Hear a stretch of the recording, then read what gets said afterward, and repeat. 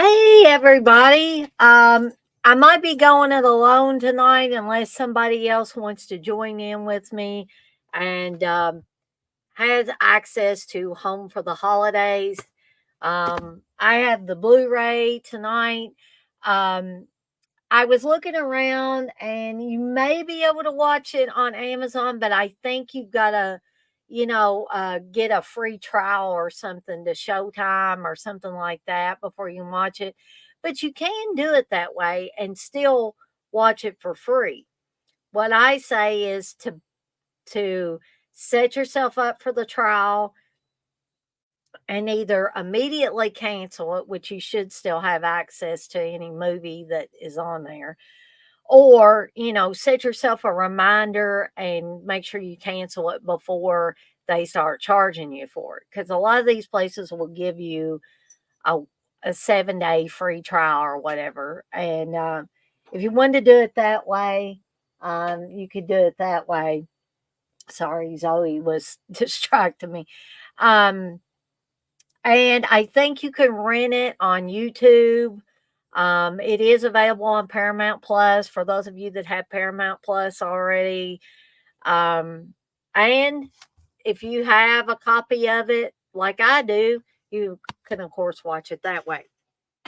So, but Jay may have not wanted to do those things, and I don't believe he has a copy of it because I don't think he had heard of this movie, or maybe heard of it in passing. But so anyway, it's Home for the Holidays, starring Holly Hunter and Robert Downey Jr., directed by Jodie Foster. This film was from 1995.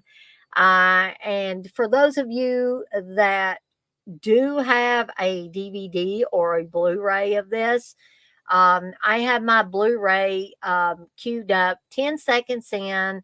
The MGM line is getting ready to roar. And I'll give everybody that's planning on watching along tonight a couple of minutes to get queued up before we go ahead and get started. Like I said, I think you're going to be just stuck with just me tonight, and unless somebody says, "Hey, Dana, I want to come on. Can you send me the link?" In which case, I will do that. Um, I did my movie munchies earlier, even though yet again there were some technical difficulties. My camo cam software was not. I think it was a little bit of that, and it was a little bit of StreamYard was acting funky and kicking me out. I had StreamYard on my tablet, which was working fine.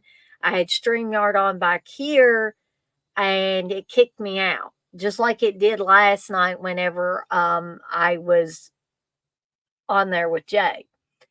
Um, so I don't know if it's the internet. I don't know if it's StreamYard being funky.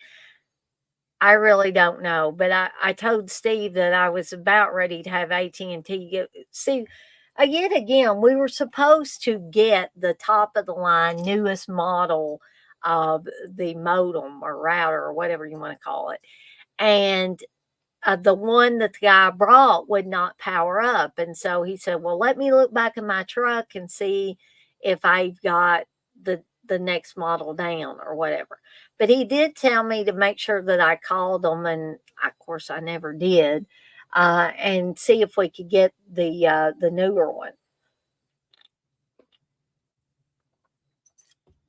And I may have waited too long, and they may not want to honor that now, but that's my fault.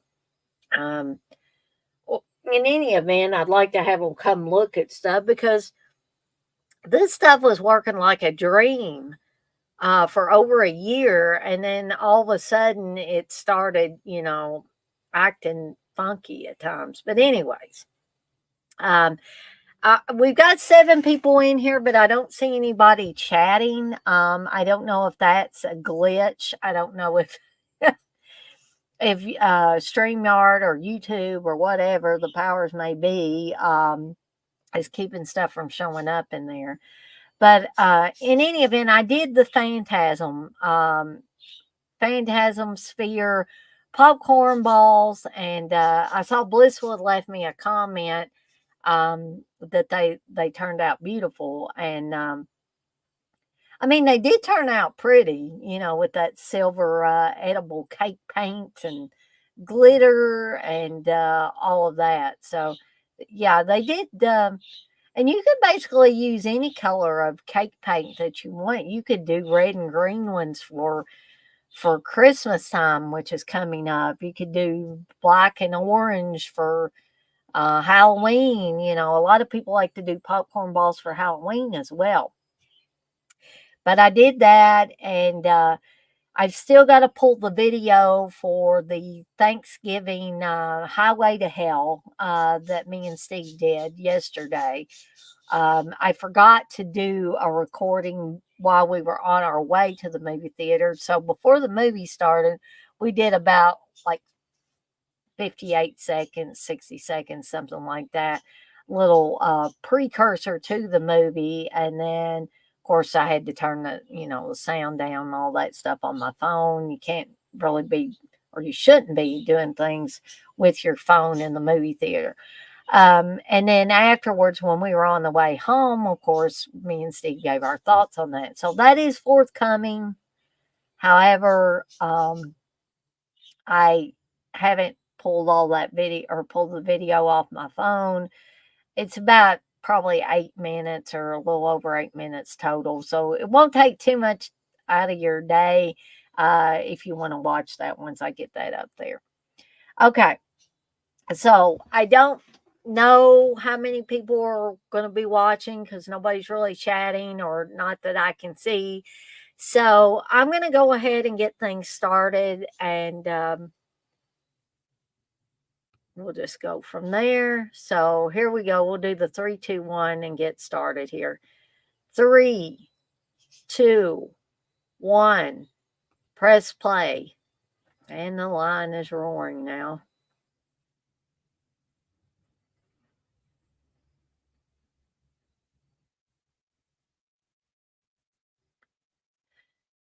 And this is the Evil Ways, and I thought Santana may have done this originally. I could be wrong, but this is Rusted Root playing. If you're watching the movie and you're listening to the sound as this comes on, and I didn't know that people painted with egg yolks, but I guess they do.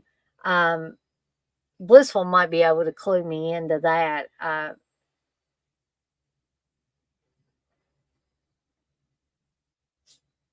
Actually, it seems that she's mixing the egg yolk with her paint.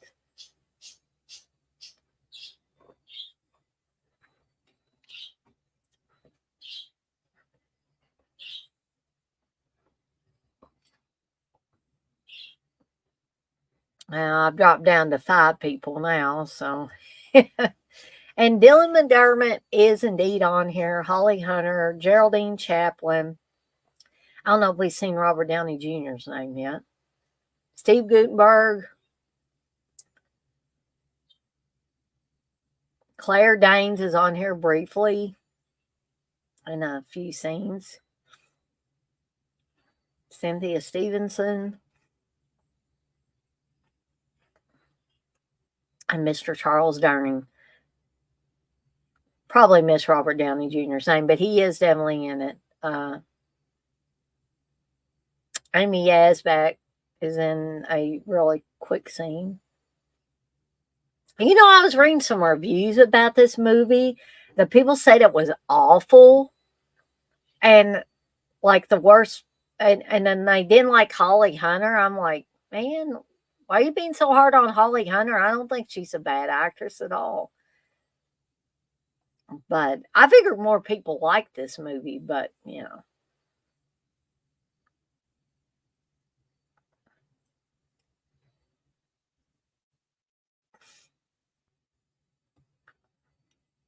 Hey, Super Batman Nerd. I'm glad to see you in here and chatting.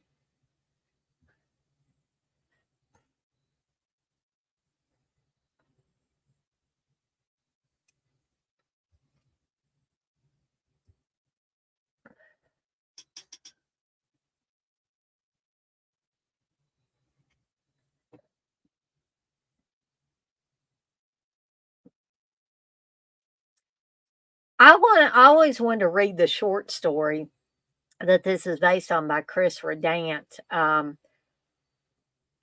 You can get I guess, the book that has that in it. Um, but sometimes it goes skyrockets in price and then it'll go down a little bit. And sometimes it's just hard to find in general.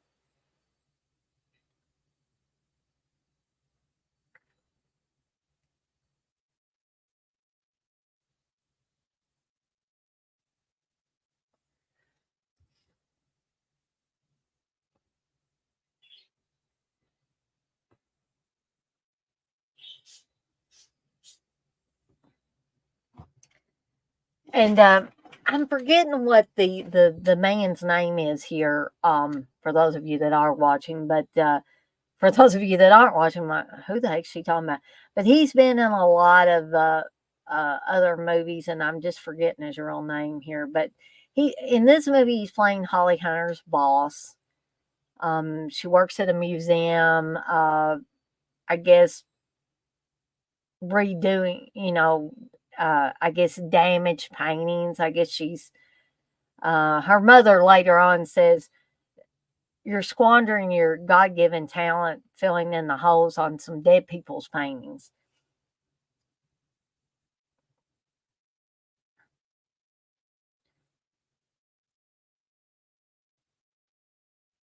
So we're under the impression that Holly Hunter's character is um, getting a cold or has a cold. And then she's been asked to come into her boss's office, which I've been found. I have found that that can be good or bad. In this case, it's going to be bad for her, um, because tells her she's fired. He has to because they've lost 90% of their funding.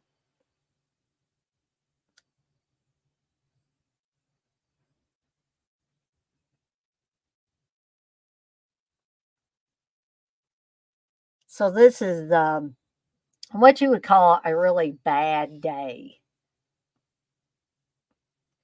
Hey, Blissful. So I can't honestly say that any man bosses that I've had, that has never happened, thank goodness. But I can't really tell from the scene who started it, if he started the kissing or she started the kissing and it just got caught up in the moment. But she obviously doesn't feel well. She's going to have to go home. She's going to have to fly home to her parents' house for Thanksgiving. She thinks her younger brother won't be there, Tommy, and her Holly Hunter's character's name is Claudia, and we're going to find out that her daughter is played by Claire Danes. Her daughter Kit, and there Claire Danes is Claire Danes with dark hair. I think she had blondish colored hair in later years.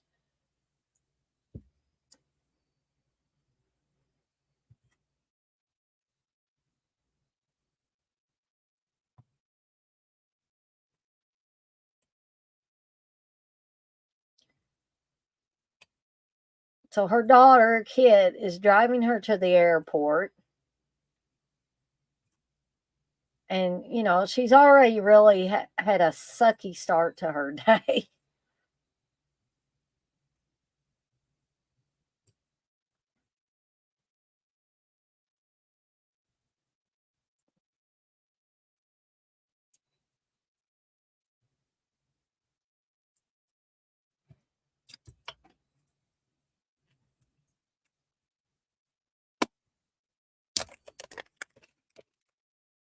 I don't know. I've never had the plastic part come off of these energy drinks before, but it was poking me in the lip every time I went to drink it. So I had to tear that off.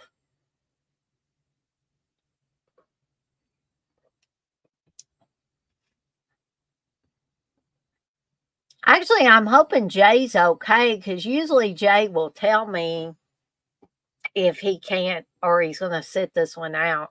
And I haven't heard anything from him. So, but I do know he was active on Facebook Messenger at least earlier. Perhaps something came up. I just hope that he's feeling okay because I know he was, I don't know, congested or something. He wasn't running a fever. So now she's found out her daughter, Kit, is going to have sex with her boyfriend over the Thanksgiving holiday. So Claudia is getting hit with all of this just before she's supposed to fly home for Thanksgiving to spend with her parents.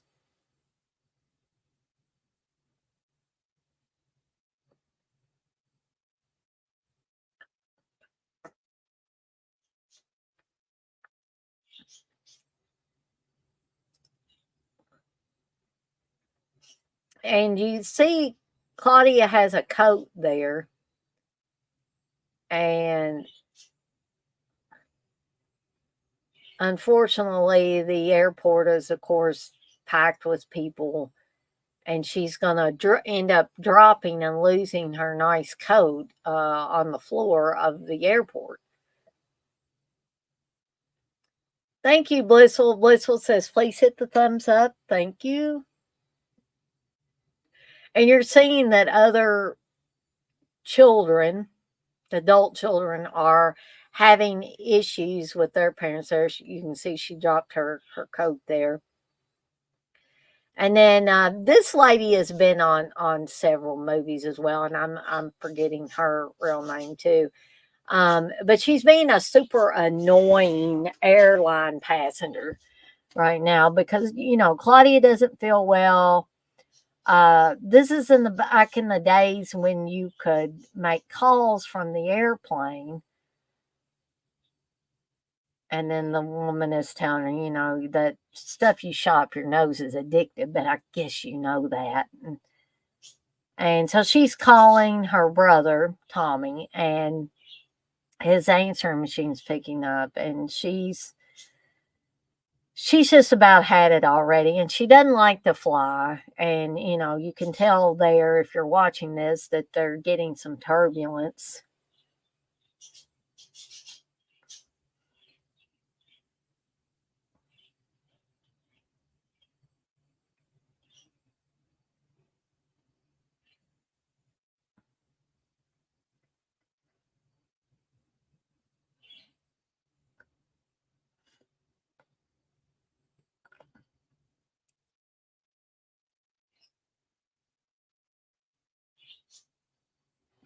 Blissful, you say I'm not good in airplanes. That's why I never remember the flights I was on.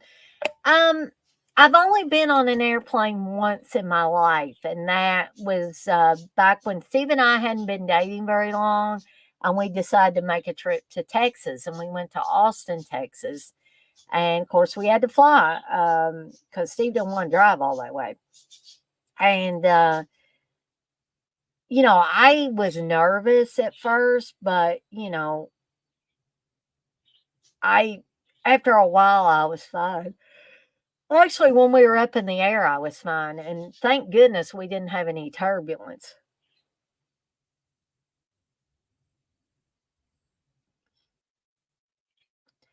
And this was also in the days where even, I guess, short flights, you got a meal. Now, you don't little short flights, you don't get meals, or maybe you do on some airlines, but we flew Southwest and we didn't.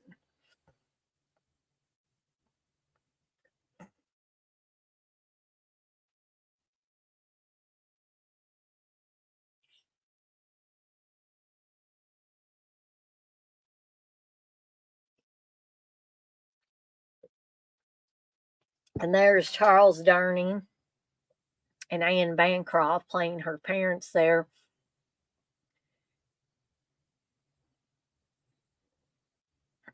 And of course, her mother has a coat. I don't know how you can lose a coat, sounding like most typical mothers.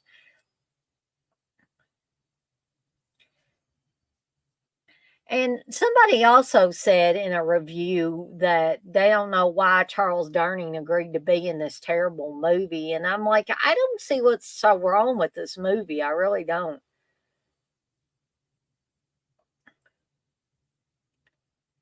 Blissful, you say my doctor gave me something to really relax me or make me sleep. Well, some people do need that on planes, um, or other situations that make them very anxious.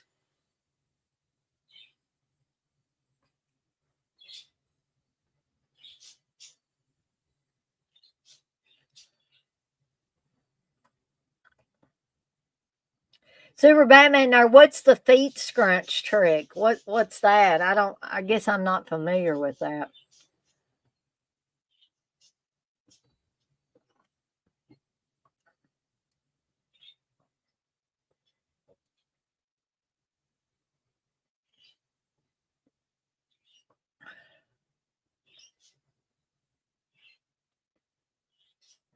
So in other news, I start the soft switch over to my new position tomorrow. Um, and by soft switch over, I mean there'll still be somebody that I can, Marvin. There'll still be somebody that has done the job that I can ask questions about if need be. And then I believe the following week I'll be on my own. But anyway, back to the movie.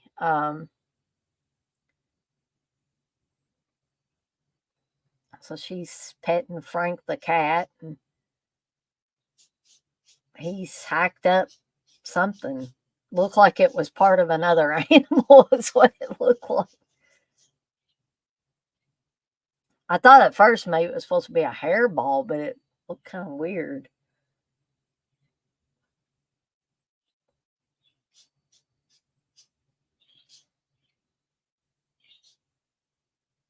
Thanks, Blair. Uh oh, Superman Nerd, you say where you curl your toes, seen it off Die Hard. Ah, okay.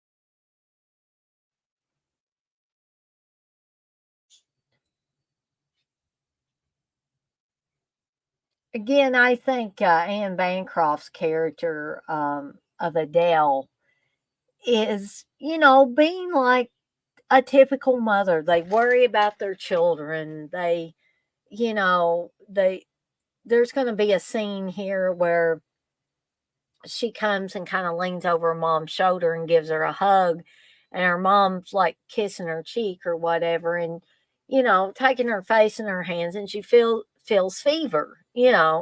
um my mom can go a step further than that. She can take one look at me. And if she can't look at me, she can tell whether I'm feeling bad or not by talking to me on the phone. I mean, that's mom radar. That's what that's called.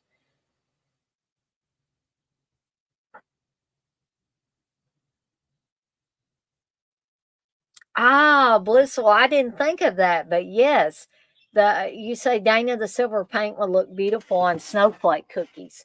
Yes, that would be a wonderful idea. I also have in that set of edible cake paint, I also have like a rose gold that I'd like to use on something. Red, I forgot. Oh, there's gold, there's silver, there's rose gold.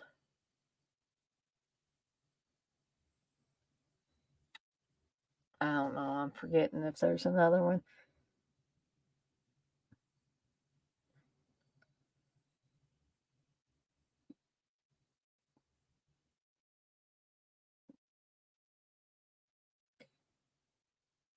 So now her mother has figured out that she lost her job, And then, see, that's a mom radar thing. She says, I never said they fired me. And her mother's looking at her like, yeah. And then to which Claudia says, I'm not broke, at least not right away. And she's, you get embarrassed. Here's a goof here that I noticed. You see how high for those of you that are watching it, how high the whipped cream was on that pie when he was holding it in front of Claudia. When he turns around to his wife, it's way down lower. Um, but there's all kinds of mom radar going on in this scene here.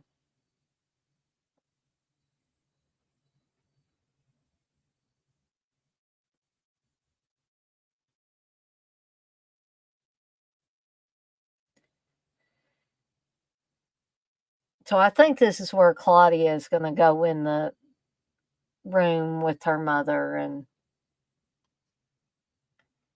she doesn't want to, have a spat with her mother. That's the last thing she wants to do.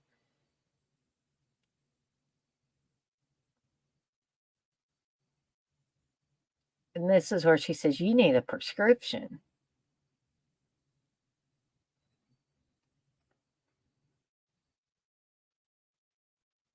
But you can see the way Adele and Henry, Claudia's parents, are very affectionate with each other. And I know a lot of people don't like to think about their parents being intimate, but everybody likes to see their parents being loving towards each other. I don't think anybody would have a problem with that. And I just think that these little scenes here with Henry and Adele um, just show how much the family is not so dysfunctional in a lot of aspects. And now we're seeing Claudia smoking a joint because she's just trying to deal with everything. Super Batman Nerd, you say you watched the fourth Porky's movie earlier. So how was that one?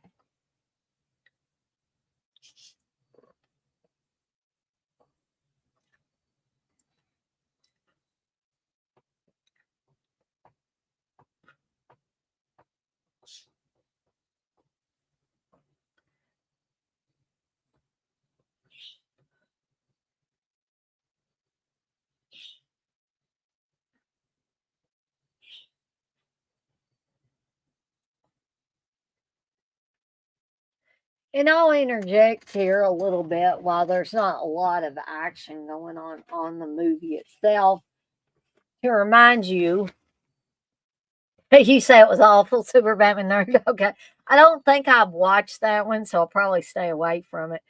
Um, Due to Uncle Bill, and I hope Uncle Bill has his voice back by then, so that he can be on this watch along with me. But Uncle Bill was telling me that I should do watch along for the initiation because that's a 80s slasher movie that not a lot of people talk about. And I would have to agree with them. I had it set for April 21st, but I thought, well, I'll just flip some things around and then we'll be able to have it sooner. So this coming Saturday will be the initiation, and Sunday will be the Beatles themed movie, I Want to Hold Your Hand. And then December 2nd and 3rd, just giving you a little heads up, December 2nd will be Alfred Hitchcock's Psycho, and December 3rd will be Mask with Eric Stoltz and Cher. Be sure to bring your tissues for that one, guys and gals. That's all I can say about that. And then after that, we'll be getting more into the Christmas films. So you guys can be looking forward to all of those things upcoming. You say it's really called Pimpin' Pee Wee? Oh, Lord. So remember when I said that her brother Tommy wasn't scheduled to show up at their parents' house? Well, guess what? Tommy's going to show up with his friend and uh, co-worker or associate or whatever. And Tommy is played by Robert Downey Jr. and his friend is played by Dylan McDermott. This is in the days before Robert Downey Jr. was Iron Man and or Tony Stark or whatever you want. And I mean, I think Robert Downey Jr. is good in this film. And it's unusual because I can't think of another movie where Robert Downey Jr. played a gay man, which I have no problem with. I think he does a really, really good job with this role. Super Batman Nerd, you say I joked on Facebook that UB didn't catch his illness from me. So Henry is sneaking down to get a little taste of the pumpkin pie. And you think at first he's going to sneak back in bed with his wife and not say anything to her. But he can't help himself. You know, he doesn't want, I guess he doesn't want to keep stuff from her. He said, okay, I have a little pumpkin pie. And she kind of elbows him a little bit.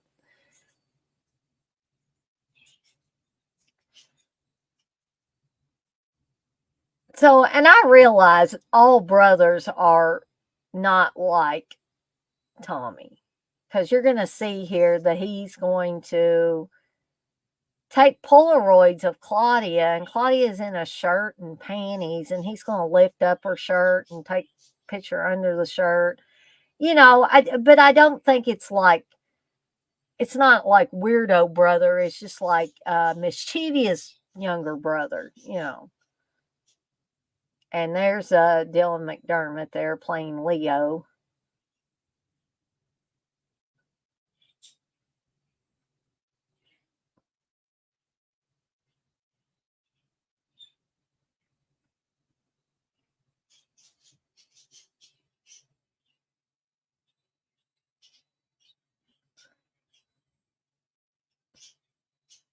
And Adele doesn't have her wig on, obviously.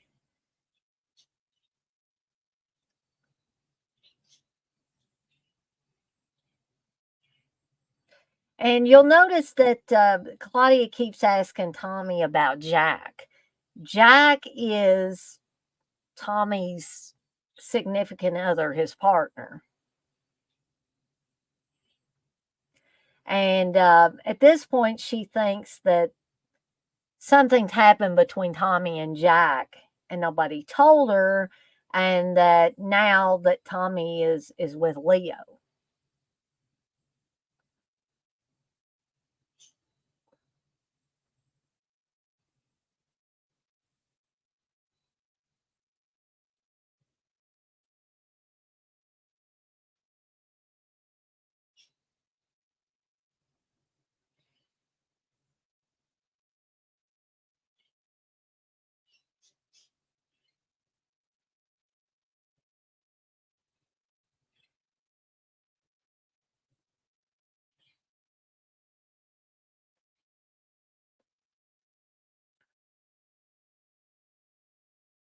I just love Robert Downey Jr. in anything he's in. He was in this older movie, well, not a real old movie. Him and Kiefer Sutherland were in this movie, 1969, which I absolutely love.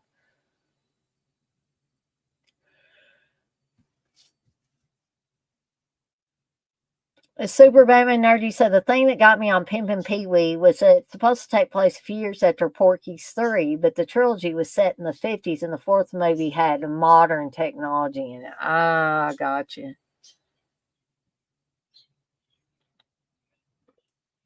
And they couldn't use the same guys, could they? Super Batman, or they would have had to use younger people.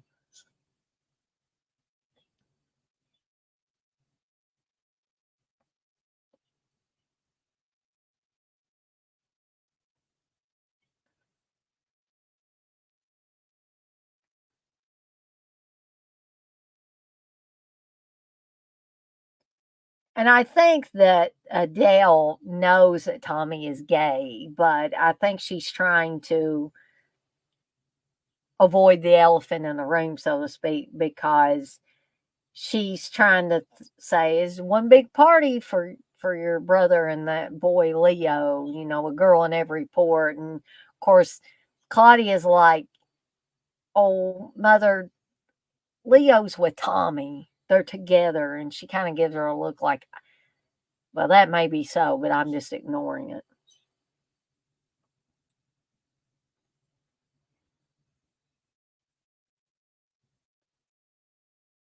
So you're going to see Tommy come in here to snatch a couple of quick pictures with his Polaroid camera of Claudia again, naked in the shower.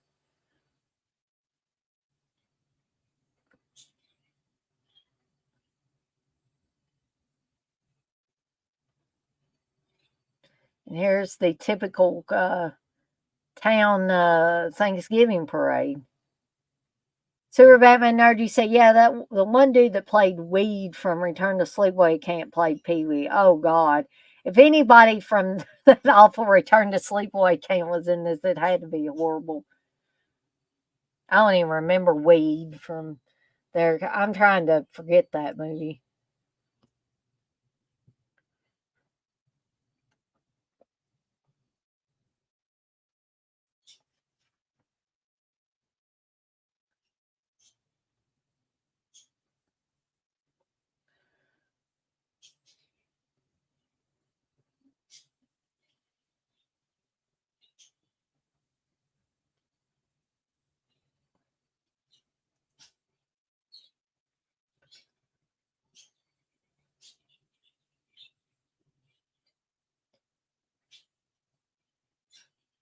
So Tommy's about to tell a story about when Leo got his nose broken playing, I think, football.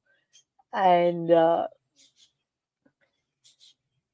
he's going to tell this grotesque story about stuff flying out of Leo's nose. It's Amityville.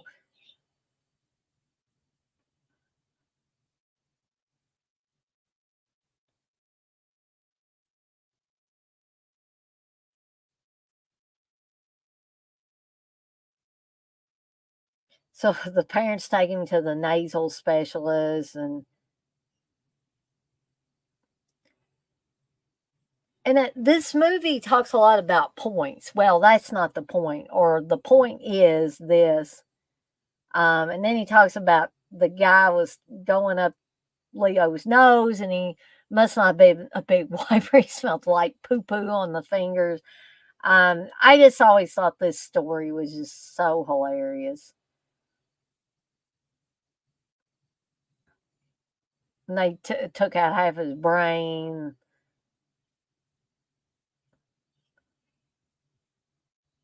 And it smelled like a horse's butt flap. I don't even know what a horse's butt flap would be.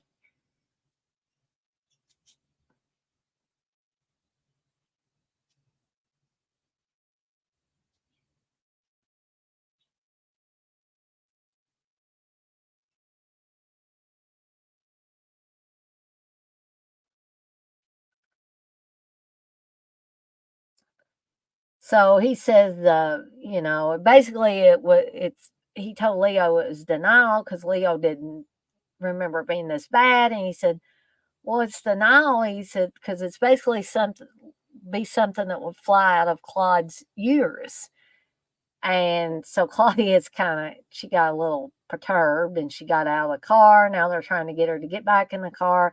She's going to try to get in the car, and Tommy speeds away down the road. Y'all know people that play that game, right? So then here she is in her mother's old coat that she's embarrassed to be wearing, but she doesn't have any other coat. And who comes up but Jenny Johnson Drewer and the man she's with? And of course, Jenny Johnson Drewer was the homecoming queen.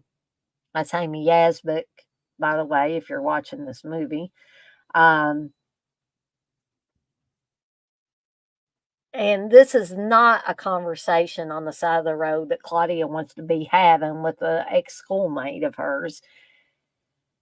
And meanwhile, Tommy is rip roaring up and down the road in his really cool car here.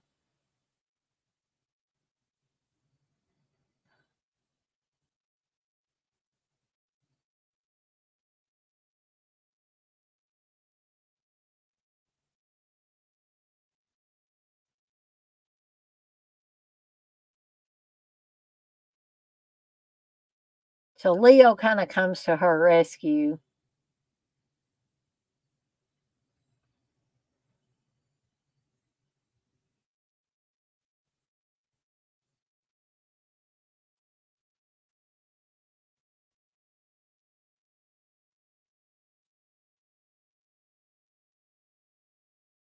So Leo keeps telling her he's got this fantasy about her. And she's like, I don't want to know about it.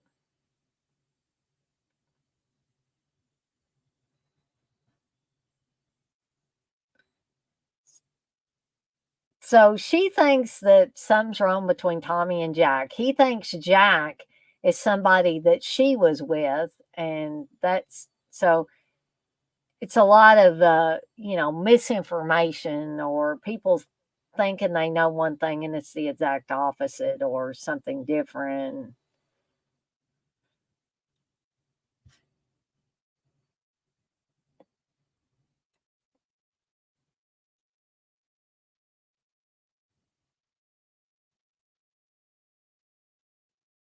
So they're supposed to be picking up Aunt Gladdy, um, who this is going to be very humorous when you see Aunt Gladdy again if you're watching this. And Aunt Gladdy is played by Geraldine Chaplin.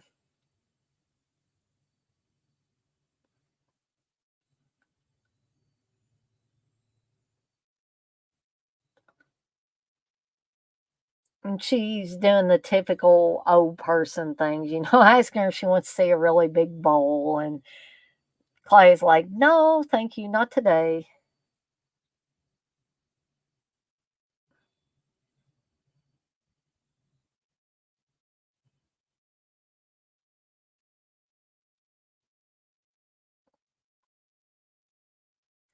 And then Aunt Gladdy says that she won this lamp on The Price is Right and wants Claudia to take it because she says her landlord goes into her apartment and steals things when she's gone.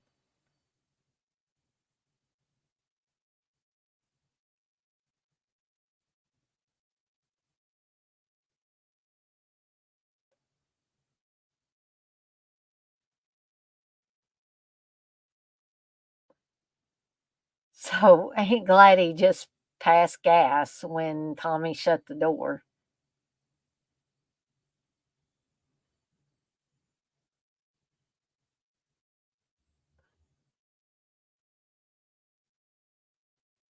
So they got to get back to the house really quickly. They only want to be stuck in this car, this muscle car with the smell of gas, human gas rather, in the car with them.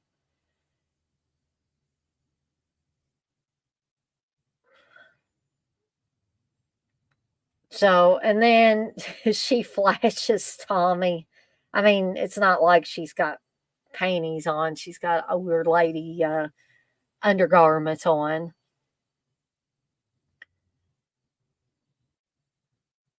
And Tommy's like, she flashed me, Claude. And we find out that Aunt Gladdy has a crush on Henry. And she's had a crush on Henry for years since she was um, a young woman. And she's brought Henry key lime pie with M&Ms on top of it. And Claudia's mother, Adele, is doing another thing that sometimes mothers do for their single daughters, especially, is to try to fix them up with someone. So, uh, Russell Terziak is someone that Claudia went to school with, and he's had a lot of bad luck, and he owns a heating probably a heating and air conditioning company. And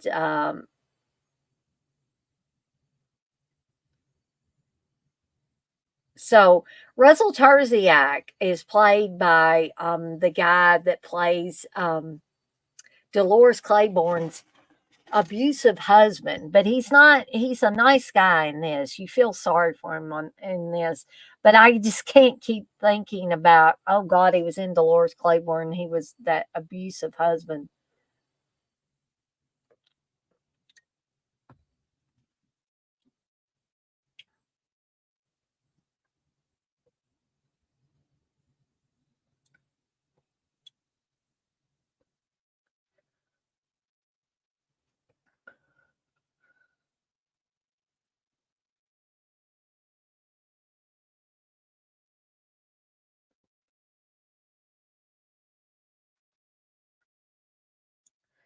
So her mother wants her to take some eggnog into Russell.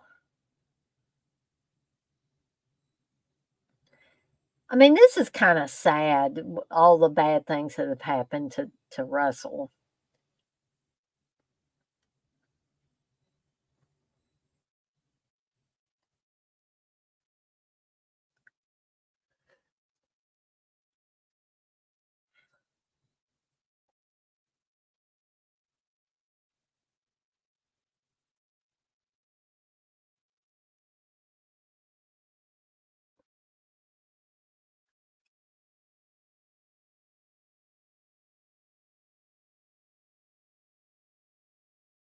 So Tommy's got Leo, and he's like, "You got to see this," you know. He says this is the saddest psych in the universe. So he says his brother and sister got fired and they left town, and then his parents got killed in a car accident.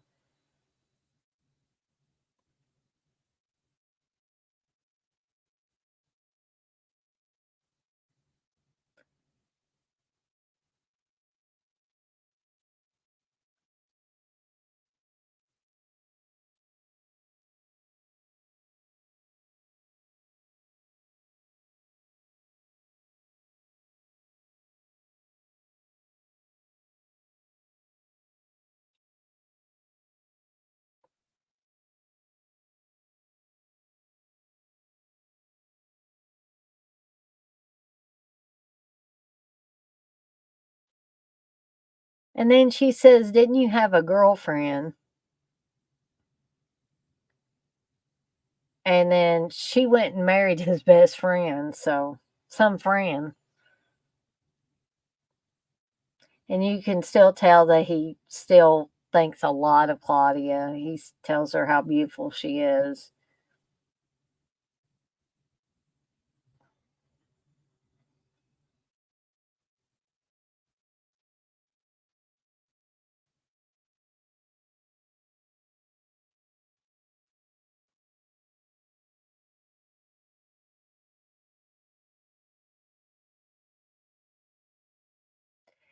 I'm gonna turn on the little mini heater back here because it is getting kind of chilly right now.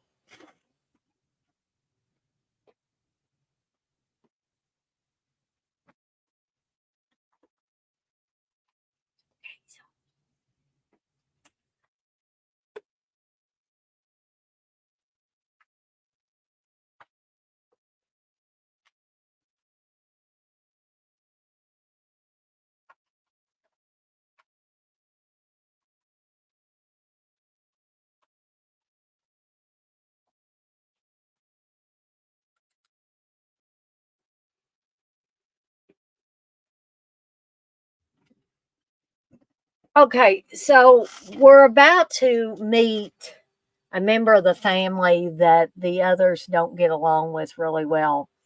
Um, it's the other sister, the I guess the middle sister, um, who pretty much acts like she's above Claudia and Tommy, and that's Joanne. And Joanne and her family are like some of the super annoying family members that you always dread seeing at holidays. And you can see that's Cynthia Stevenson playing Joanne, and Steve Guttenberg playing her husband Walter. And then their son is okay, but their daughter is like super annoying, like the mother.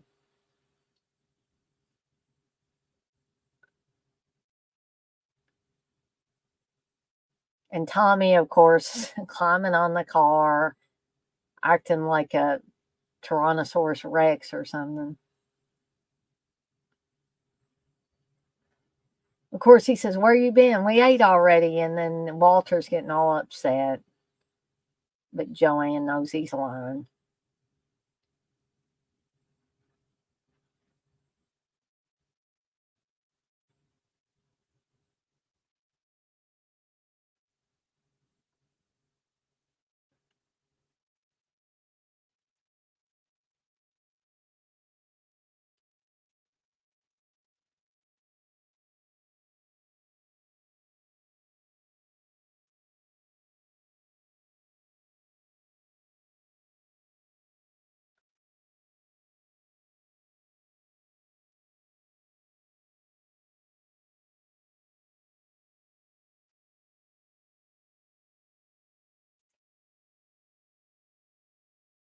So, with the exception of Aunt Gladys sitting there with the men, I that is something that I is very familiar to me in holidays past.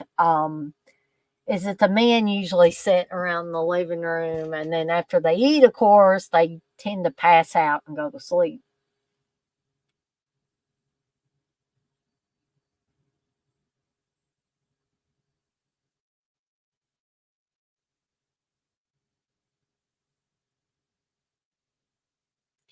And Aunt Gladys made a necklace out of Fruit Loops.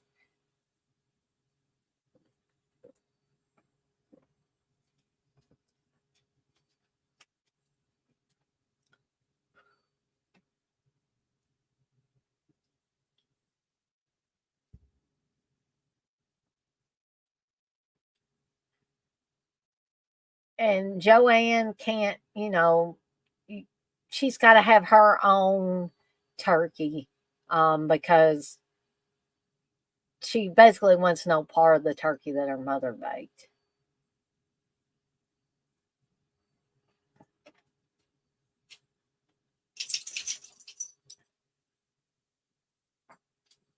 And so Tommy's saying, "It's your last chance for Jack in the Box."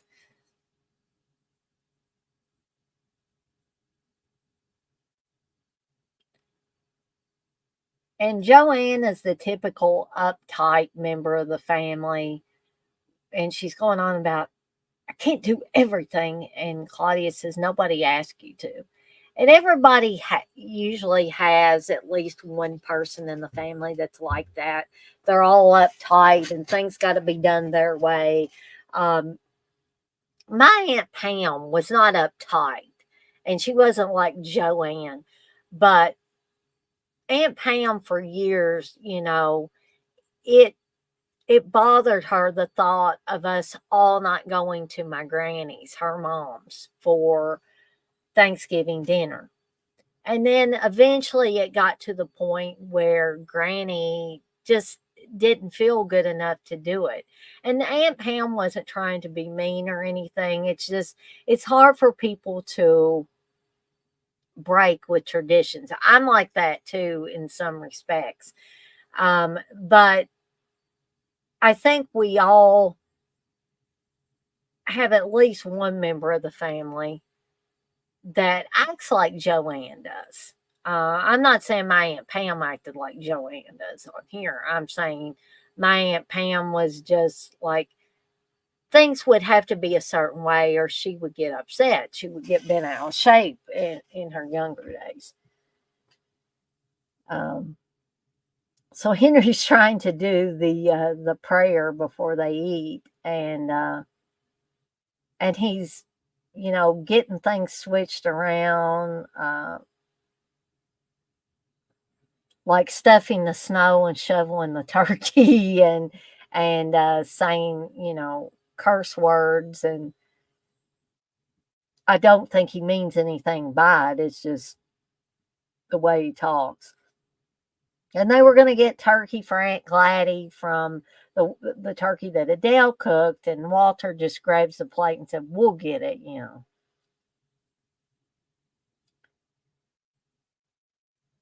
So Adele doesn't want Henry to carve the turkey because his wrist is weak. And then I guess Aunt Gladdy's been drinking too much, and so she stands up and says, "You're the best thing on two legs, Henry Larson," and she's gonna tell this story about when they were younger. And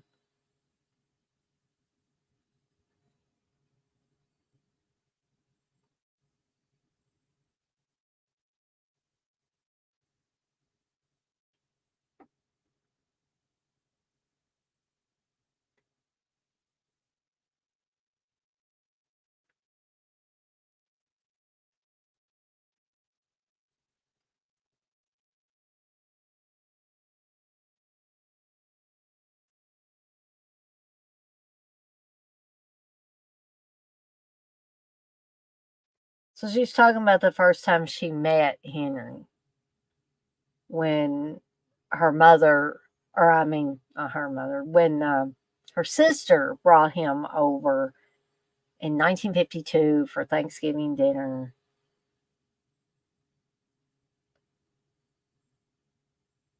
And this is where it upsets Adele, because she indicates that Henry kissed her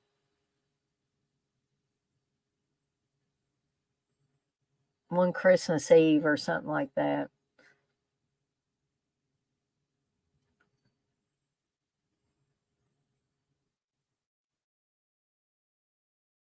Yeah, one Christmas Eve.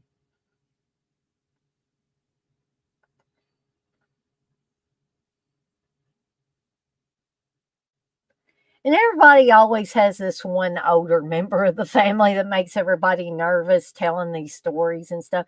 The thing about my papa, my dad's dad, um, it made me think of this because she's kind of getting in that little girl's face telling her this story, and this little girl, like, I don't want to, I don't want to know.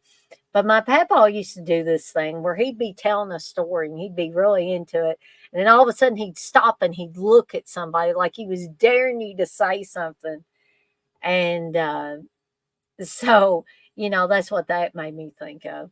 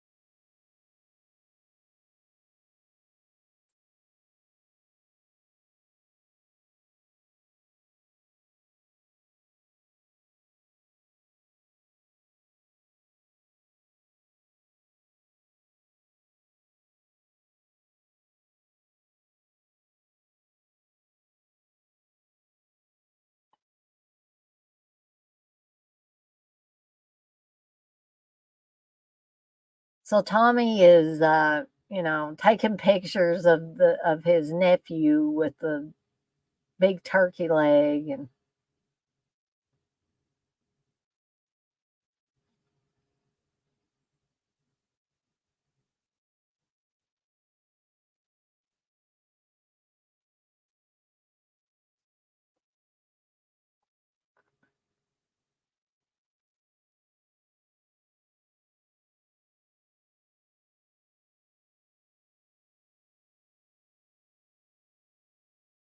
I don't think I've ever had a mixture of carrots and peas. Who in here has had carrots and peas together?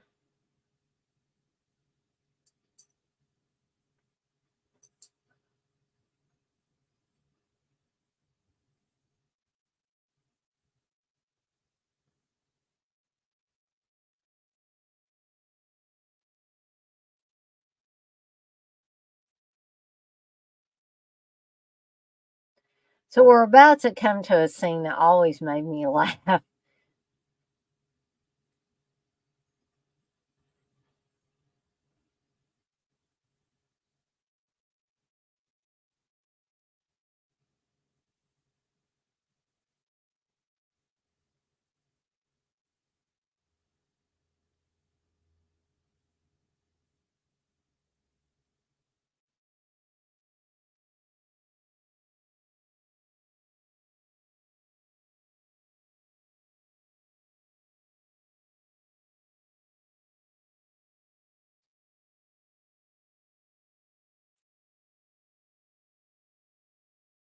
So Tommy's trying to cut the slice of turkey and it flies up and flies right in Joanne's lap. And Joanne does not find it funny at all. Tommy's laughing. Joanne calls him a cocksucker. She calls him a goddamn bastard. I mean, this is like, this is dysfunctional family stuff right here. So Claudia and Leo try to lift it over Joanne's head, and the turkey grease and all that, all the juices come tumbling out on her head.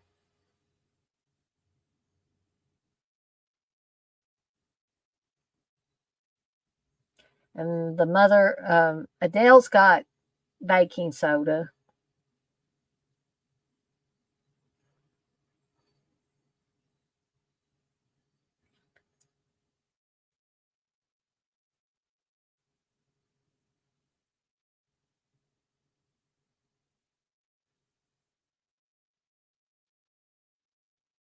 And then Tommy's telling her about being a drama queen, which is pretty much what she's doing. But then she says, "You're calling me a drama queen, Mr. Pervert." And then Tommy's going to go a step too far, and he's saying that, think back to when Joanne was born. Maybe there was a baboon family and the babies got mixed up.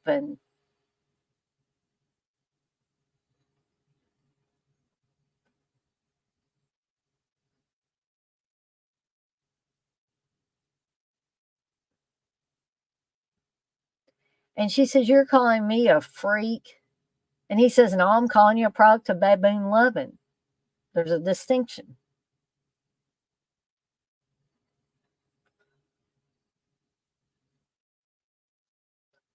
And she's one of these people that's like, "I'm the only normal person here," she's telling her husband. So then he talks about secrets, and she says, "Let's talk about secrets."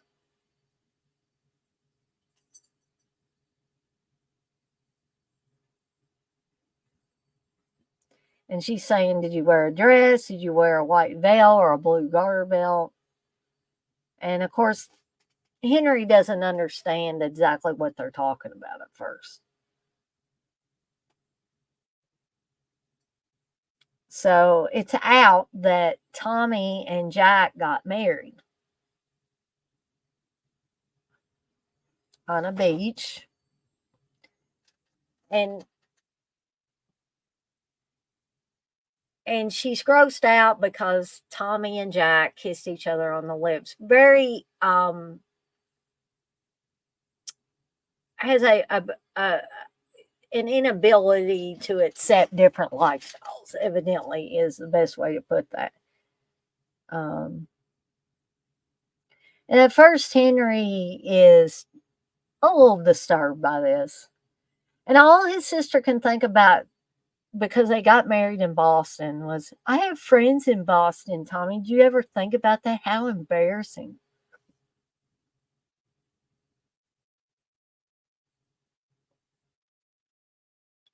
And then Leo says, "You thought Tommy and I were together?"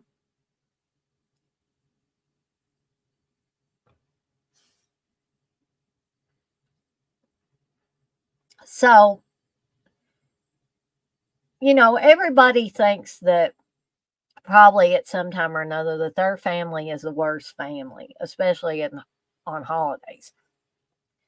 But what this movie did for me is I looked at this family and I was like, hey, my family's not so bad, you know. And it doesn't have anything to do with a character being gay or anything like that. It's just, you know, Joanne, for one thing, just losing her shit. It's not good to have a turkey land in your lap and have grease all over you, but she clearly acts like she hates her brother and sister.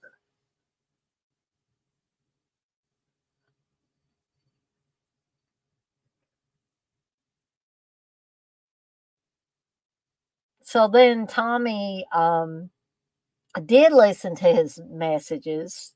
He told Claudia at first that he didn't, and so Claudia is ousted too.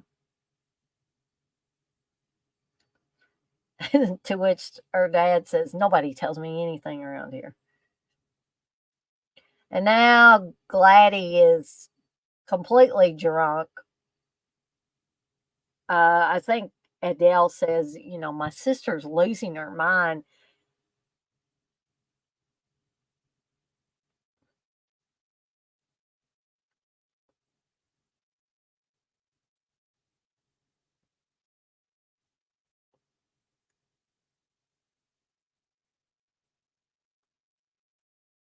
So Adele's upset now. Claudia's going to go talk to her. Most of the rest of the people are sitting there, and Henry says, "We'll just sit in the dark and keep each other company." Right, Gladdy? And she says, "Company, what else is there?" And then she's going to start kissing Henry just out of the blue. Claudia's found her mother in the pantry smoking.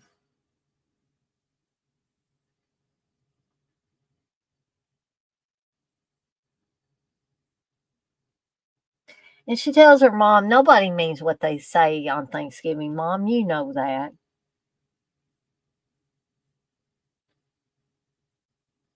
And her mother says, "Torture, and thanks that we don't have to go through this for another year." And then she said, "But we do, because the bastards went and put Christmas right in the middle just to punish us." They should have made a sequel to this for a Christmas one.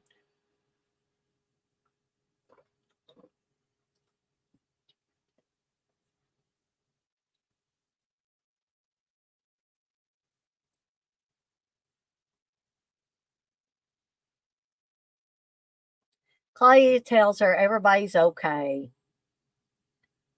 And she says, "Mom, no, no." She says, "Everybody's growing up. We're all growing up." And her mother says, "Boy, if that isn't the nail on the head."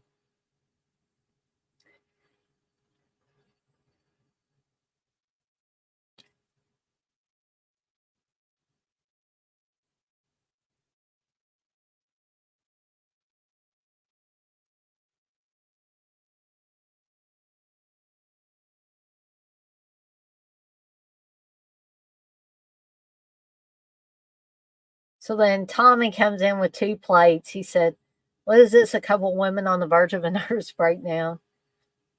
And his mother says, "I hope it was a nice wedding, Thomas, and I hope someday you'll send your poor devastated mother some pictures." He said, "We didn't take any pictures." She says, "How do you even know it happened?" He said, "It happened, okay." He said, "I was there. Jack was there." And then she says, "Why are my children unhappy?" And that's something I've heard from my mother. I just want my kids to be happy. And sometimes you can't, no matter what you do, you can't convince your own mother that you're happy. Sometimes I'm not happy and she's right on the button. But sometimes I think, that mom radar goes a little awry, and she thinks things are wrong when they aren't. So I understand that sentiment.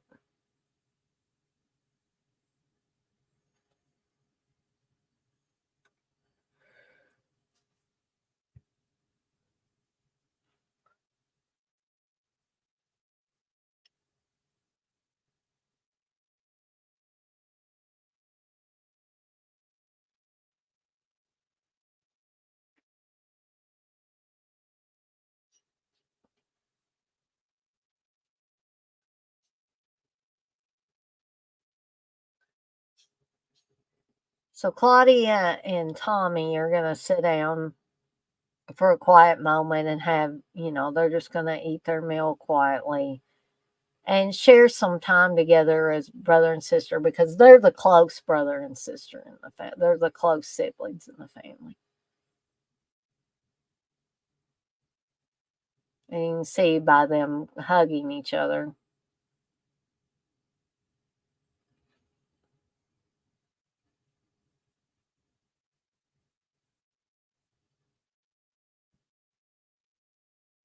So Henry, I guess that's the way he deals with his stress is to wash everybody's cars on the holiday. So he's currently washing Tommy's car. And then I think he's going to go wash Walter's car. And Walter is currently playing football with Tommy and Leo.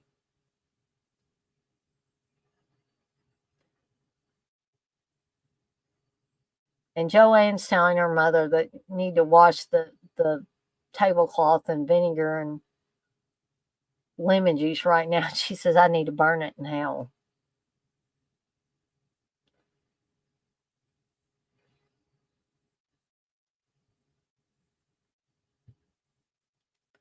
And speaking of the turkey scene that was just before this, I saw a interview after this movie was made with Cynthia Stevenson. She said that was a real turkey and stuff that was all over her. So now Claudia is going to get to talk to Kit, her daughter, and when we last saw them together, Kit told Claudia that she was going to have sex with Tim, her boyfriend.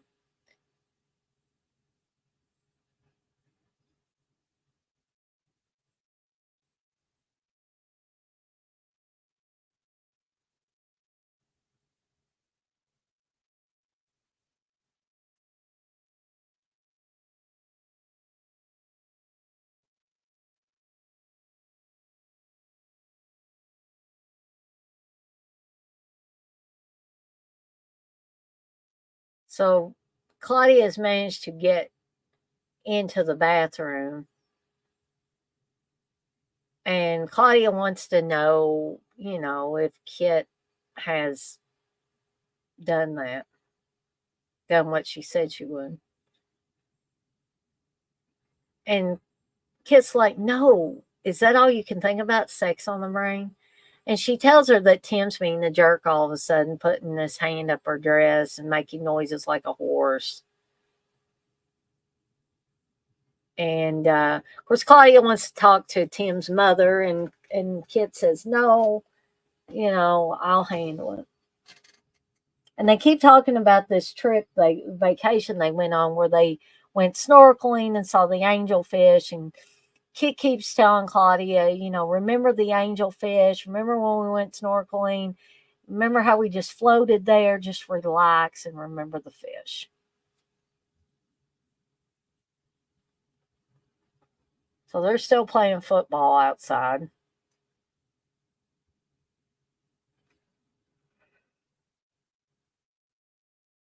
So Walter's angry that he thinks they were cheating at football. He throws a football and it hits Tommy's car, and that starts a fight, a shoving match between Tommy and Walter.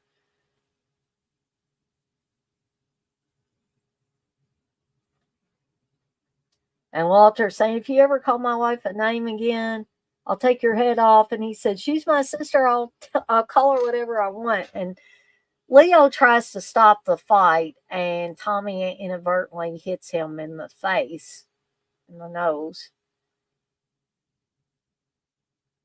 And Henry's going to spray him with cold water from the hose.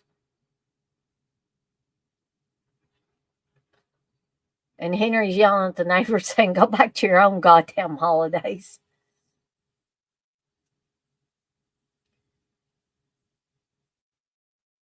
So Joanne's upset. She says, leave my family alone. They're all getting in the car. They're going to leave before their car's even sprayed off.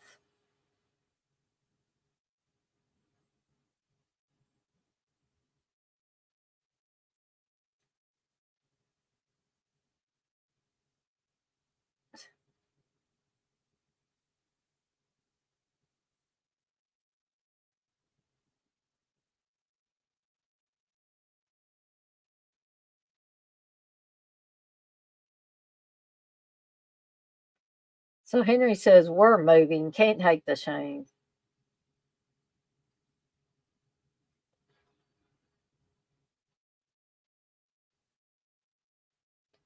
So Adele's trying to dry Tommy's hair and stuff off so he won't get sick. And the phone rings and Henry gets asked to answer it. It's Jack calling for Tommy.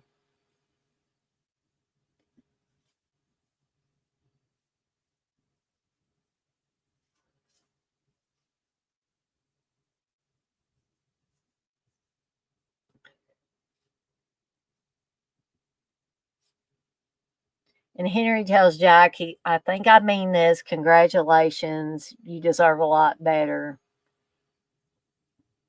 And you can tell that he loves his son here.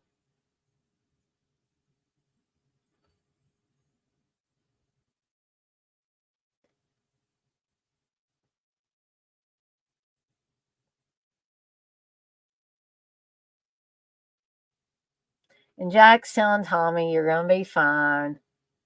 And Tommy says, how's my real family? And you can see a lot of people in their apartment. They're having, a little get together of their own.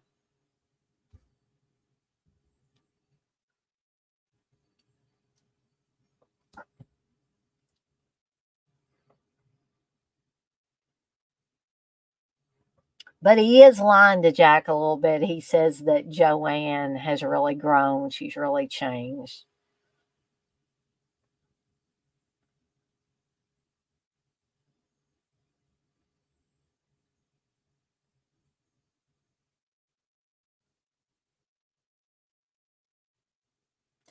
So her dad's got a 6-pack of beer in there. He's offering her a beer. He's watching football. I always find this amusing now because Claudia remarks about how huge or how enormous the TV is, and her father says it's too big. And this was in the days before the big screen TVs like we've got now.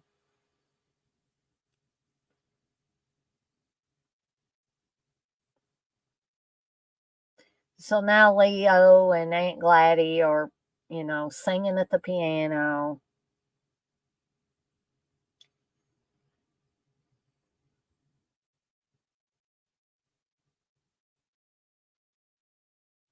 And Tommy says, I'm watching the game, okay? It's kind of funny, but not. It doesn't sound good.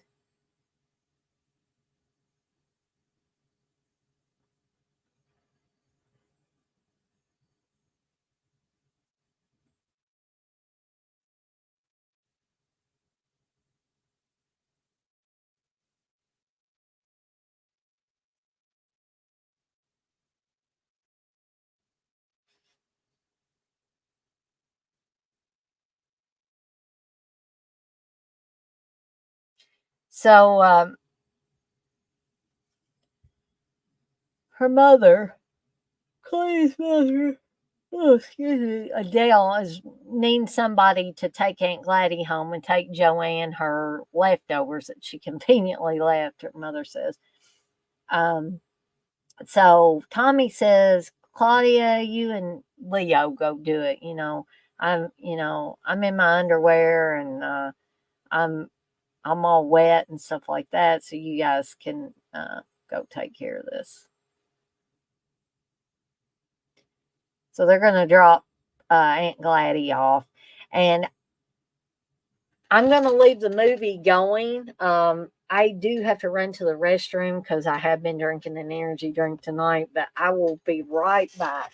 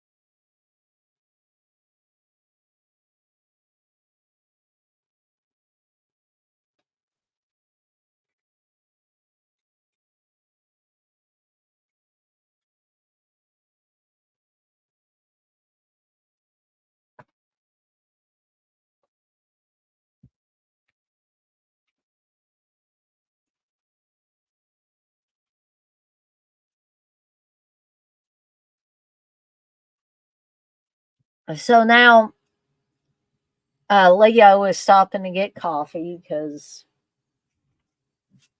Tommy told him that Claudia likes coffee.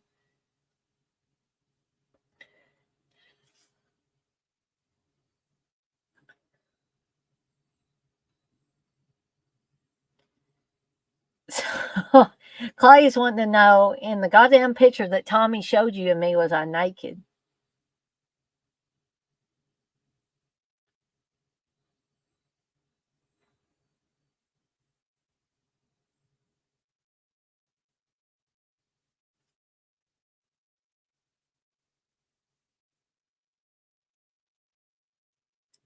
And so Leo brings up the fancy again. And he asks her if she wants to hear about it yet, and she's like, no.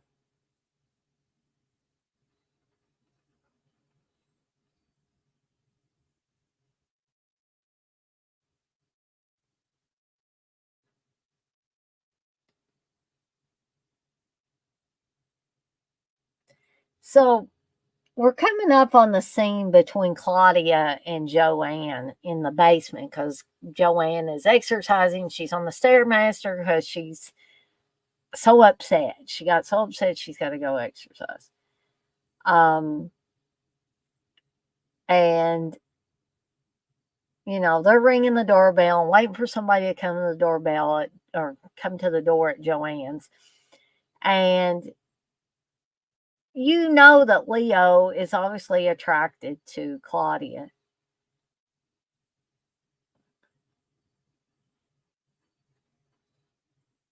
So he's telling her she better lighten up.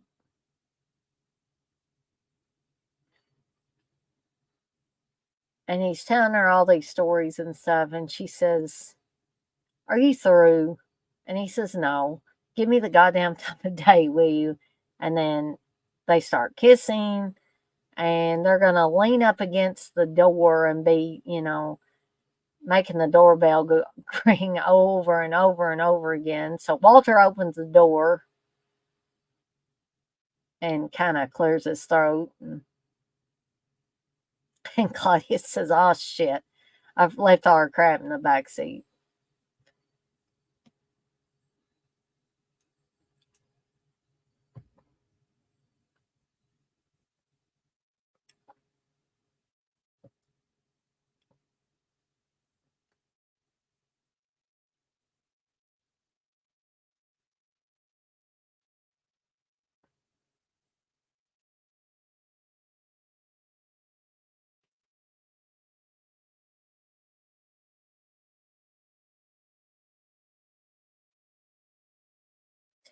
And Brittany, Joanne's daughter, is a super annoying, bratty kid. Like I said, the son is okay.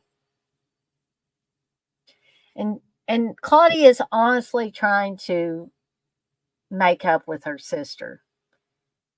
And she said, we don't have to act like we're 10 years old, Joanne. And the daughter, Joanne's daughter, Brittany, is getting in the middle of things. And Claudia says, stay out of it, Brittany. And Joanne says, don't yell at my kid. And she's honestly trying to say she's sorry. And Joanne's not having any of it. And then she says that I guess that Claudia and Tommy think they're so much better than Joanne and her family. Where that came from, I don't know. I'm just as confused as Claudia is in the movie.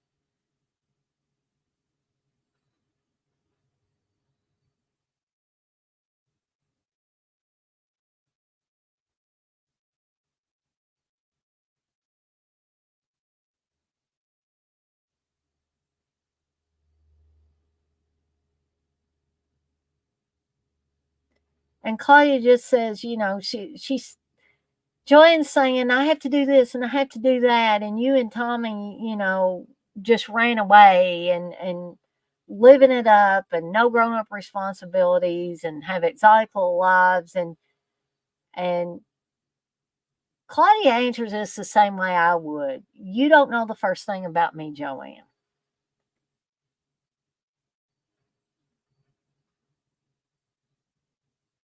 And then Joanne says the real clincher. If I just met you on the street and you gave me your phone number, I'd throw it away. And that is cold. That's some cold stuff right there to say to your sibling. And Claudia obviously looks hurt, but she says, "We don't have to like each other, Joe. We're family." And Joanne kind of looks like she has some kind of realization, but then she gets on the Stairmaster again and says, "Do you mind? This is the only thing I do all day that I like." And Claudia says, "I'll let myself out."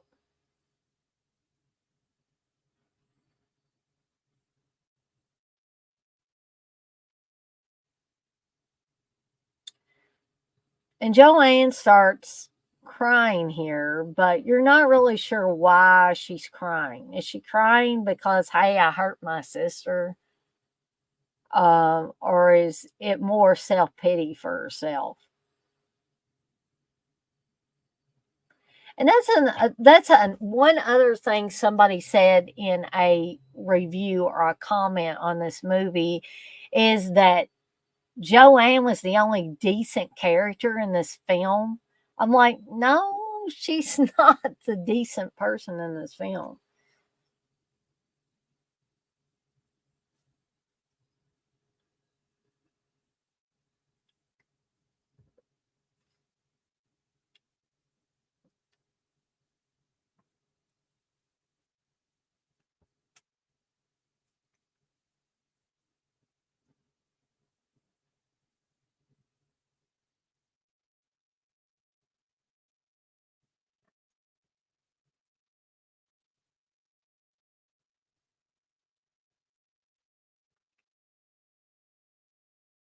So Leo starts talking about his dad and how his dad plays golf and how he and his dad don't really understand each other. And he says he wants to scream because all his dad wants to do is talk about golf.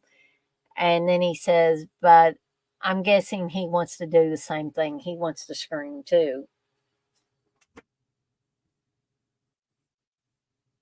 So now Leo and Claudia are starving. So they're back at the house and they're going to get them some leftover turkey sandwiches and milk and stuff like that.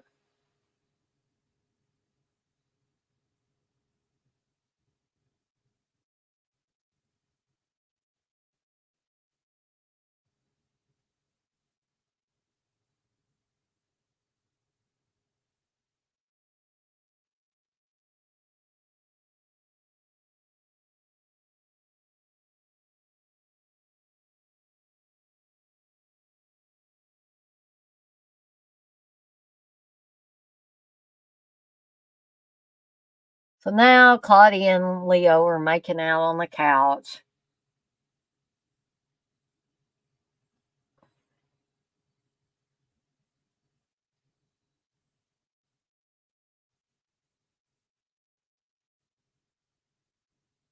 And they hear a groaning, and it turns out to be Tommy on the floor. He evidently rolled off from the couch onto the floor.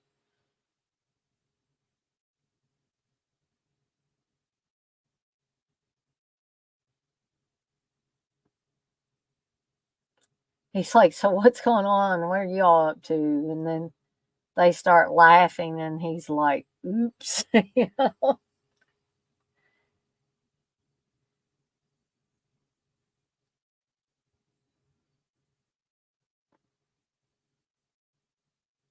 So then Tommy says something about them having a liquor barn or a meeting at the liquor barn.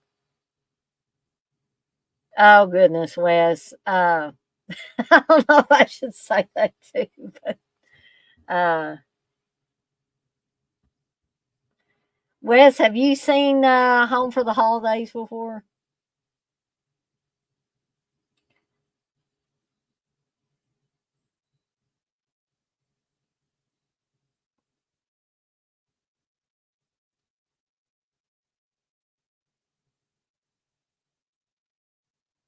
I was telling everybody earlier, Wes, that I was worried about Jay because it looked like he was online, but I sent him the link to come into the stream, but I couldn't find the movie for free, really. And I don't think he owns a copy because I don't think he was familiar with this movie. But usually, if he can't come on the stream, he'll tell me. And I didn't hear anything from him. I was just a little worried about him.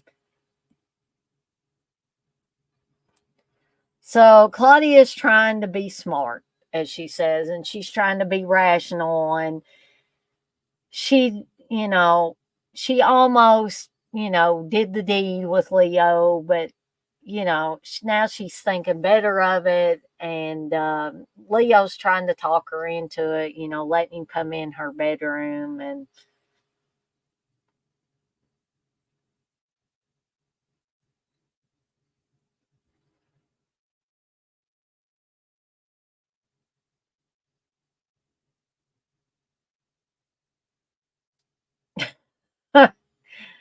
well, I mean, that's better than the alternative. I just want to make sure he's not real sick or something.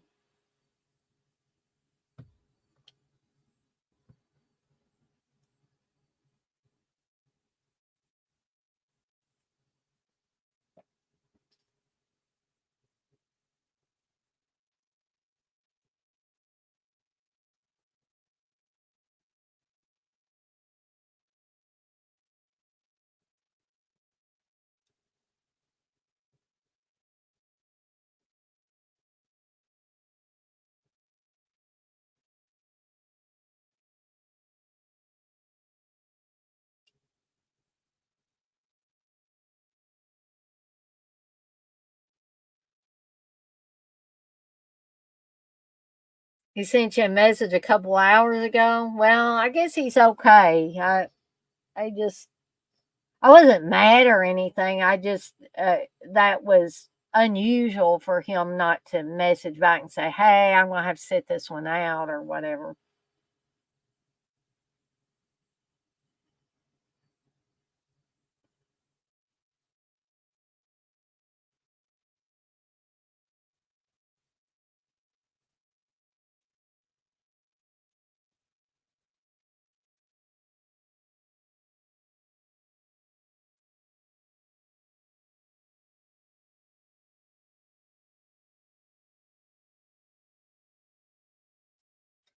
So evidently, Tommy and Leo have left out early the next morning.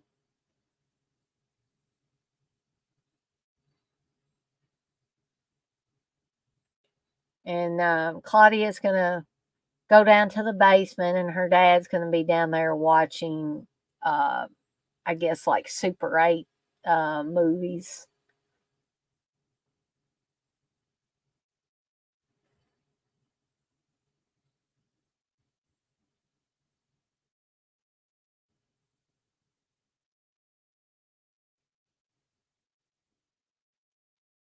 When his kids were small,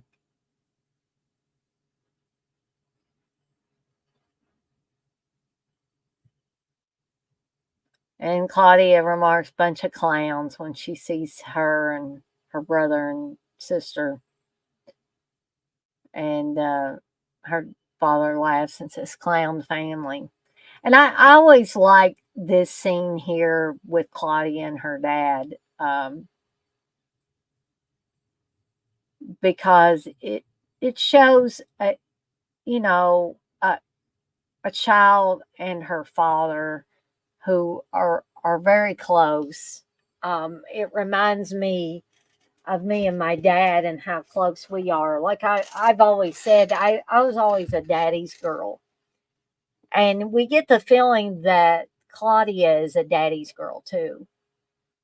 And he's going to tell a story about when he worked for the airline,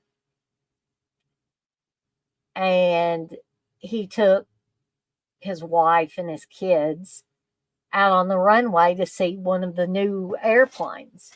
And he says, do you remember all five of us all standing on that tarmac at the airport on my lunch hour? where they don't allow normal people.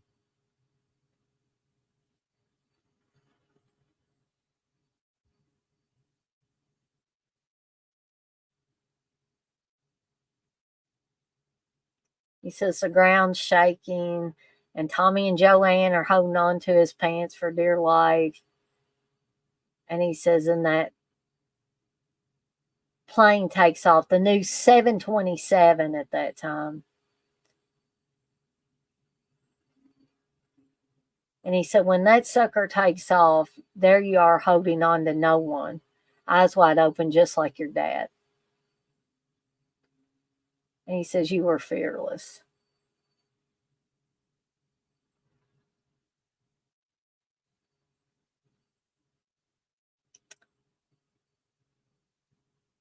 I want to do planes, trains, and automobiles, Wes, but I wanted to do this one as well. And I did Home Sweet Home last night for the horror one. But I think I am going to do planes, trains, and automobiles for one of the Thanksgiving ones next year. So you can look forward to that one next year. That'll be my comedy one because I really like planes, trains, and automobiles as well.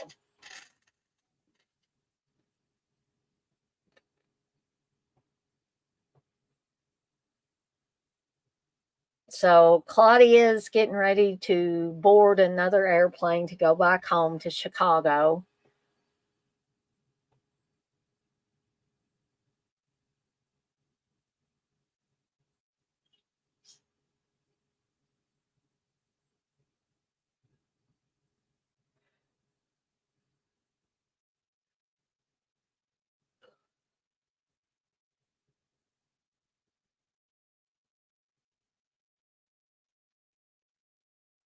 And then Claudia says, I let him get away, didn't I? And she, of course, is referring to Leo.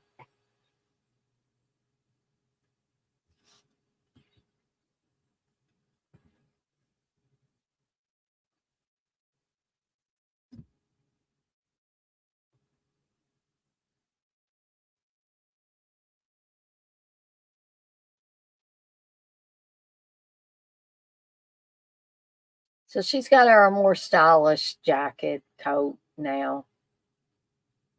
Uh, so her mother says, I'm crying. Why am I crying? And she tells her husband, hold my hand. And she's like, got to go, Mom. And says, there's never enough time, is there? And that's why I hate airplanes, because I always think I'm never going to see my kids again.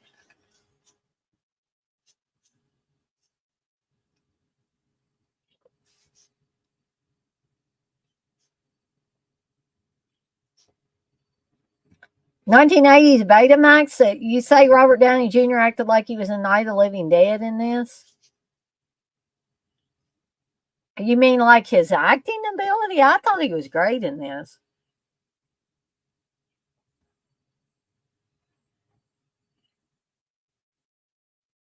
But if you mean that part where he was climbing on the car and go like that, maybe. So Claudia's getting ready to board the plane to go, like I said, to go back home to Chicago.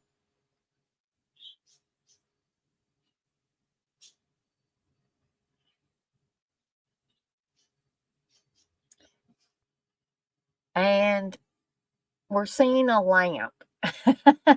I don't think you could bring a lamp on an airplane now. I'm not so sure you could do it then. I mean, it's not a very big lamp, but and it's Leo and she says, "What about your meeting with the liquor barn?" And he said, "You know that weird guy I work for? He says he'll cover for me, and he's got some orange juice for him to drink." And now, he's got her trapped, he says, and now he's going to tell her this his fancy. He says, I have this fancy where I sit in one place for 2 hours with this beautiful, intelligent woman who I barely know and who hates to fly, and we just sit quietly and think. And she says, and we'll drink orange juice. He says, and then maybe we hit this huge fog bank. So she grabs my hand and they clasp hands, and she looks into my eyes, kind of like this, you know.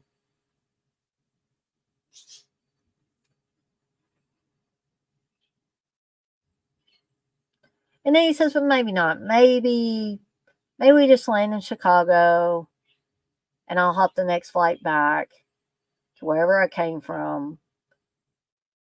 Flight 814, 11:30 a.m. And we just wave goodbye and we'll never have to see each other again. And she says, well, what's the point? And he says, well, there is no point. Except if we get hit by a bus someday, at least we'll know we had those 2 hours together. And we won't have to wonder. And she says, and we won't take pictures. And he says, so no one will be the wiser. And they say, except us.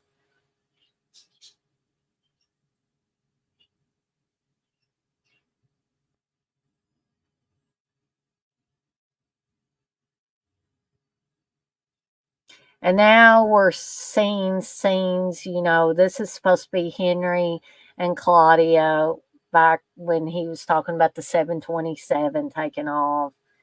Um,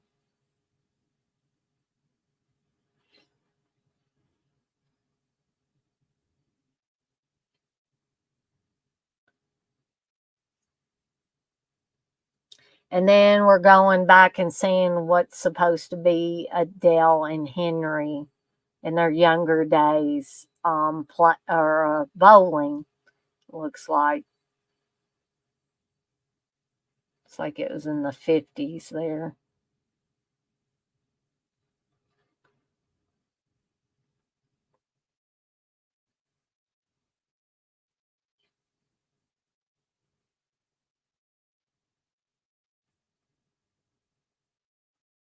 And we see Tommy and Jack when they got married.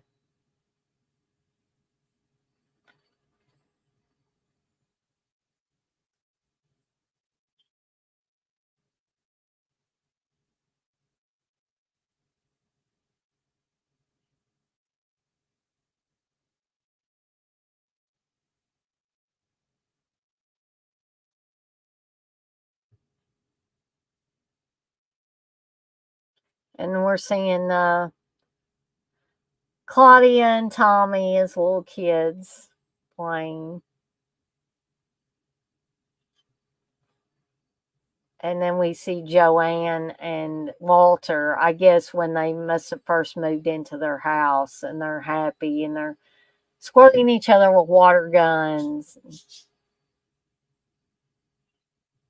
And then we see Claudia and Kit snorkeling and seeing the angelfish.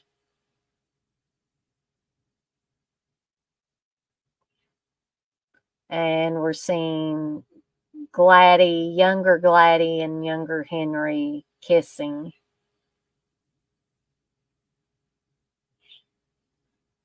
And then we're back to Leo, and Claudia's asleep on his shoulder on the plane.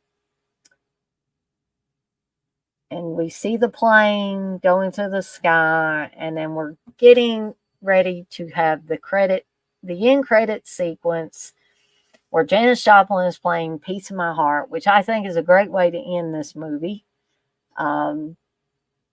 Blissful, you say one more phone call, I'm going to scream.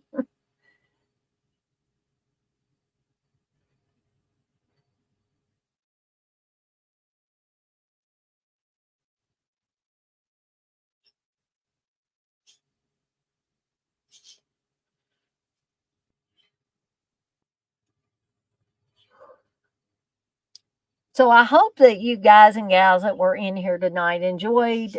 If you were able to watch Home for the Holidays, I hope you enjoyed it. Even if you weren't able to watch it, I hope you enjoyed listening to me talk about it. Perhaps maybe it encouraged you to maybe want to seek this out and watch it if you have not seen it. And Yeah, I don't know. That might be about it. I can stay on here a minute or two longer if somebody's got any questions for me. Um, If you haven't checked out my movie Munchies, where I made the Phantasm Sphere popcorn balls, you might want to check that out. Blissful said they were beautiful. And, I had quite a few watches on it. There were 30 something views on it last time I checked, which is not a humongous amount, but it's quite a few for a video or a stream that hadn't been on or up very long, which I was happy with. And I don't know about Monday, if I'm going to be doing anything Monday night or not, or Tuesday. We'll just have to see. I'm still planning on doing the Thanksgiving stream from my parents' house. It won't be our whole Thanksgiving there, but the thing, in case people hadn't heard me talk about this, the reason why I want to do this is, I heard Jay talking about he was going to be alone for Thanksgiving this year, and he'd probably be eating dinner by himself. And I was like, no one should have to do that. And I thought, if I was alone for the holidays, any holiday, not just Thanksgiving, in the digital age, wouldn't you want to share some of your family holiday with someone else? That is my thinking. And with the advent of all this, the new digital stuff that's out there, and things like StreamYard that enable us to do live streams easily, for the most part, I thought that I would do this for not only Jay, but for anybody else that wants to get on there. I'll probably, do the stream around, lunchtime or so. Maybe a little bit before lunchtime, because it might be kind of hectic when we're getting all our plates of food together. And, you'll get to see a little snippet of my family on Thanksgiving, which will be me and Steve going to my mom and dad's house for Thanksgiving dinner and spending time with family. And my brother and my sister-in-law, my nephews will be there.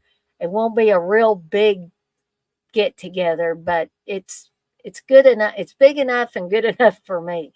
And my mom always cooks a lot of fantastic food, so I'm looking forward to that, because I'm not going to turn down food, So for anybody that wants to pop in, I'm going to try to get that up, the promotion and thumbnail and all that up here soon, because Thanksgiving is this Thursday. And also, Steve's birthday is on Thanksgiving this year. So we'll be celebrating two things at once: Steve's birthday and Thanksgiving. And so you guys and gals can look forward to that if you want to.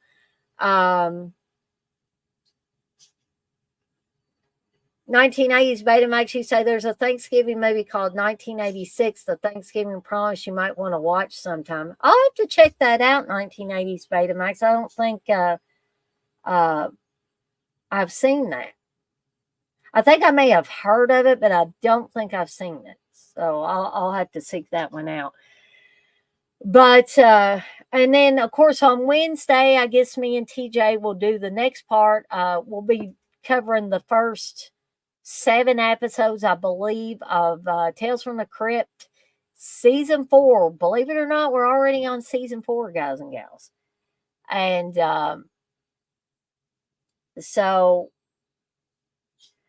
I'll give it a minute or two more, but if nobody has got any questions or comments or anything for me, I'll probably skedaddle on out of here for the night, take my shower, get things taken care of for tomorrow, prepared for tomorrow, and get prepared to start the soft switch over to my new position as help desk facilitator or dispatcher, or whatever you want to call it, the person that hands out tickets. And so if anybody has anything they want to bring up or ask me, now's the time. Like I said, I'll give it about another minute and then probably skedaddle on out of here for the night. I want to thank everybody again. Gosh, now we got 9 people. That's more than we had the whole time the movie was on. Which I hate to go when there's 8 or 9 people in here. But I want to thank everybody in the chat that came out for this movie. Even if you didn't get it, weren't able to watch it, I'm glad that you stopped by and came in here and people chatted a little bit and all that. I mean, I believe Wes when he said that, that Jay sent him a message a couple of hours ago, but I may still check on him just in case, because that's unlike Jay. It's unlike Jay to tell me that he'll have to sit this one out. So, I mean, I'm not saying he did anything wrong. He didn't do anything wrong. It's just that usually he tells me. I'm not saying he has to, but usually that's something that Jay does.